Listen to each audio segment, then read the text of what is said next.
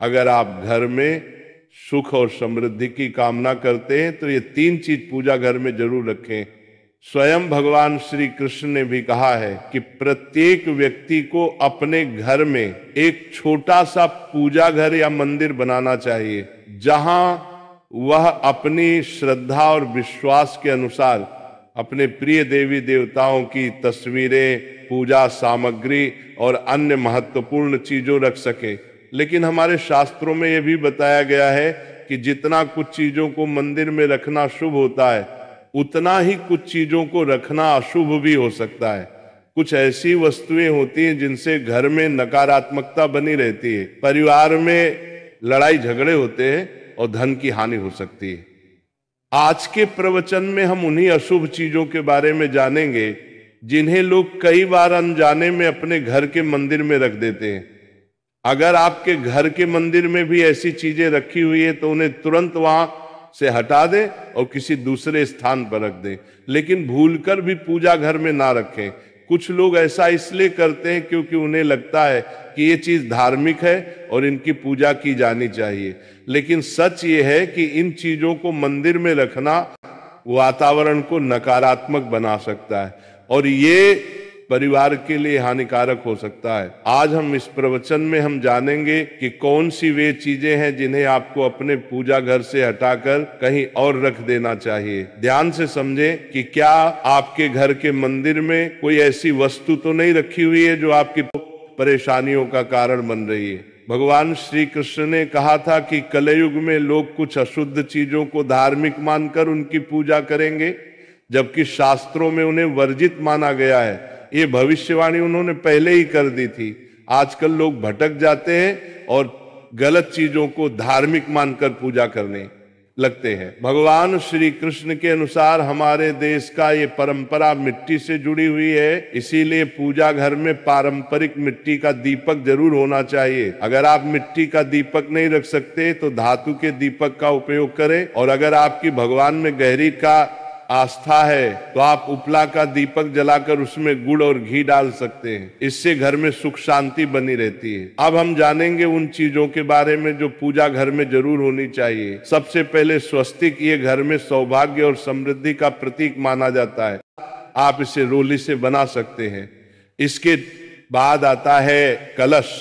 भगवान श्री कृष्ण ने कहा है कि कलश सुख और समृद्धि का प्रतीक होता है। पूजा घर में रोली और कुमकुम से स्वस्तिक बनाकर कलश जरूर रखें। इससे घर में धन, वैभव और शांति बनी रहती है। तीसरी चीज है शंख। शंख समुद्र मंथन के 14 रत्नों में से एक है और ये माँ लक्ष्मी को अत्यंत प्रिय है। शंख की ध्वनि से सकारात्मक ऊर्जा का संचार होता है, जिससे घर में समृद्धि बनी रहती है। फिर आता है घंटी। जब घर के तरह से मंदिर में घंटी बजती है तो वातावरण शुद्ध और पवित्र होता है। इससे नकारात्मक शक्तियां दूर होती है और घर में सुख समृद्धि के द्वार खुलते हैं। इसके अलावा शंख, गोमती चक्र और जल रखना भी बहुत शुभ माना जाता है। शंख से भगवान का आशीर्वाद मिलता है, गोमती चक्र से घर में समृद्धि आती है और जल रखने से घर की ऊर्जा शुद्ध होती है। ध्यान दें कि इस जल को नियमित रूप से बदलते रहे और शंख गोमती चक्र को भी साफ रखें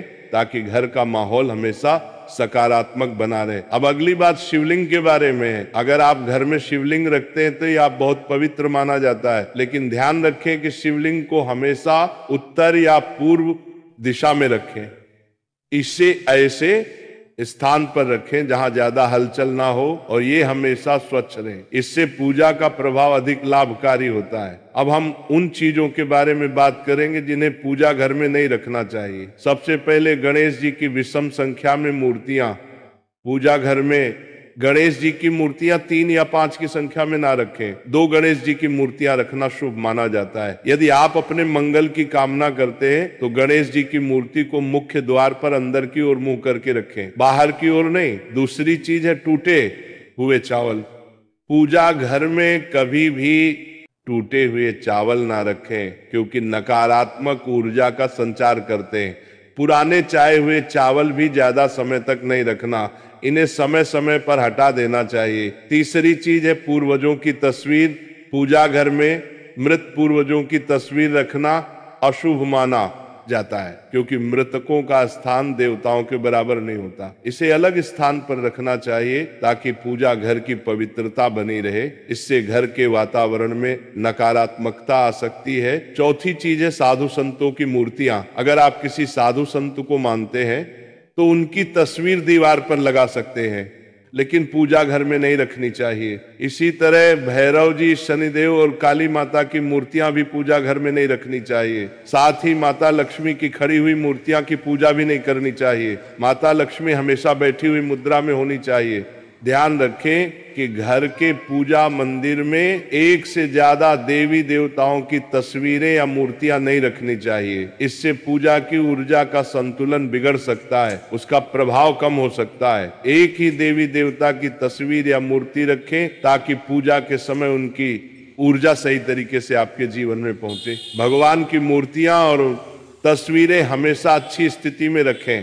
अगर किसी मूर्ति या तस्वीर में कोई टूट फूट हो जाए तो उसे तुरंत पूजा स्थल से हटा दें।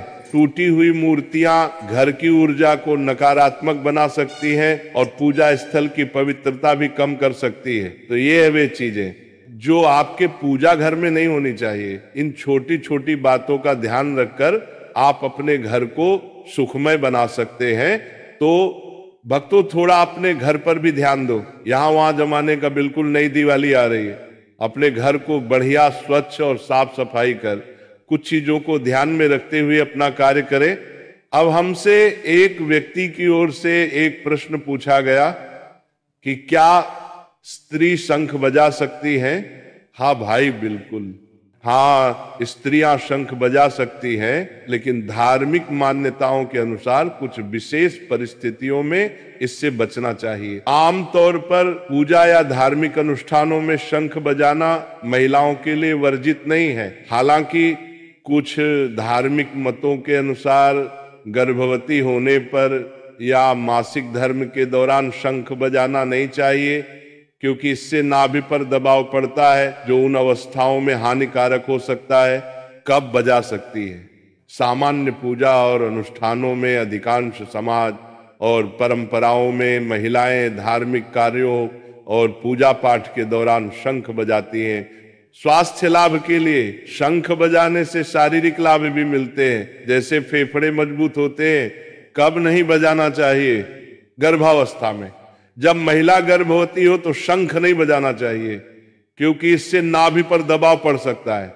मासिक धर्म के दौरान शंख बजाने से बचना चाहिए। तो अब हम कुछ थोड़ा सा हम और आप सभी लोग राधा रानी का जाप करेंगे।